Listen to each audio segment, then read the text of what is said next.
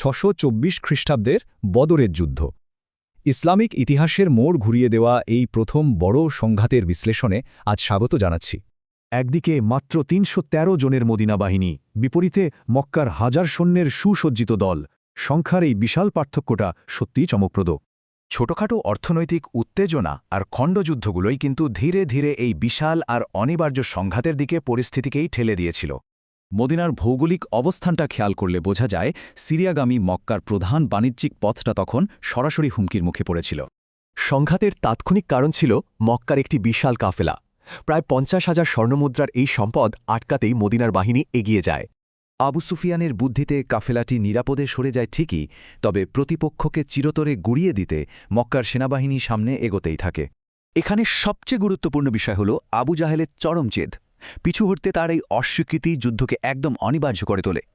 পদাতিক, অশ্বারোহী কিংবা উট, সব দিক থেকেই দুই পক্ষের লজিস্টিক আর সৈন্য সংখ্যার এই আকাশপাতাল ব্যবধানটা একবার ভেবে দেখার মতো।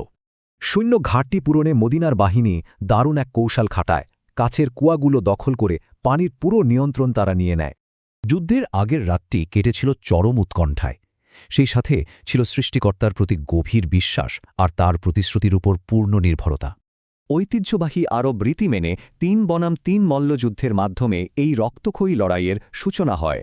মুহূর্তটা ছিল চরম উত্তেজনাকর। অবিশ্বাস্য ব্যাপার হল মদিনার যোদ্ধারা ৩টি লড়াইতে পরিষ্কার জয়ী হয়। এতে মক্কার নেতৃত্বের মনোবল মারাত্মকভাবে ভেঙে পড়ে। মল্লযুদ্ধের পরই শুরু হয় মূল লড়াই। কোরআনের বর্ণনা অনুযায়ী সে সময়ে হাজার হাজার ফেরেশতা এসে মদিনার বাহিনীকে সহায়তা করেছিল। সেনাপতি আবু জাহাল সহ মক্কার শীর্ষ নেতারা নিহত হলে যুদ্ধের মোড় ঘুরে যায়। তাদের বিশাল বাহিনীটি একদম ছত্রভঙ্গ হয়ে পড়ে। বিকেল নাগাদ যুদ্ধ শেষ। মক্কার ৭০ জন নিহত এবং ৭০ জন বন্দীর এই পরিসংখ্যান পুরো আরব উপদ্বীপকে চমকে দিয়েছিল। অবাক করা বিষয় হল, বিজয়ী মদিনাবাসীরা নিজেরা খেজুর খেয়ে যুদ্ধবন্দীদের রুটি খেতে দিয়েছিল। এমন মানবিক আচরণ সত্যিই বিরল। বন্দীদের ভাগ্য নিয়ে এরপর বেশ বিতর্ক তৈরি হয়, তবে শেষমেশ কোষাগারের স্বার্থে মুক্তিপণের বিনিময়ে তাদের ছাড়ার সিদ্ধান্তই চূড়ান্ত হয়। সবচেয়ে দারুণ ব্যাপার হল, শিক্ষিত বন্দীরা চাইলে ১০ জনকে লেখাপড়া শিখিয়ে মুক্তি পেতে পারত। সে সময় শিক্ষার এমন মর্যাদা অভাবনীয়। এই বিশাল পরাজয় মক্কায় বিরাট নেতৃত্বের শূন্যতা তৈরি করে। প্রতিশোধের প্রস্তুতি শুরু হয়, আর আবু সুফিয়ান হন নতুন নেতা। এই এক বিজয় পুরো আরবের ভূরাজনৈতিক দৃশ্যপট স্থায়ীভাবে বদলে দেয়। মদিনা এক অপ্রতিরোধ্য এবং স্বীকৃত শক্তি হিসেবে আত্মপ্রকাশ করে। মাত্র ৩১৩ জনের একটি ছোট বাহিনী কিভাবে পুরো আরব উপদ্বীপের ইতিহাস আর ক্ষমতার ভারসাম্য চিরতরে পাল্টে দিল, ভাবা যায়?